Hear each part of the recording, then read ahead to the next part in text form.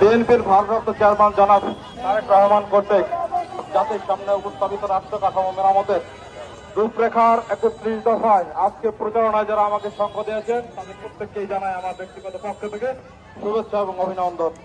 আজান দিচ্ছে আমাদের কথা বলার থেকে আবারও ধন্যবাদ জানিয়ে আজকে প্রচারণা এখানে শেষ করছি। খোদা হাফেজ। বাংলাদেশ জিন্দাবাদ, বাংলাদেশ জাতীয়তাবাদী দল জিন্দাবাদ, শহীদ প্রেসিডেন্ট জিয়াউর রহমান অমর হোক, দেশ নেত্রী বেগম খালেদা জিয়া জিন্দাবাদ, আগামী দিনের রাষ্ট্রনায়ক তারুণ্যের অহংকার দেশ নায়ক জনাব তারেক রহমান জিন্দাবাদ। সবাইকে ধন্যবাদ।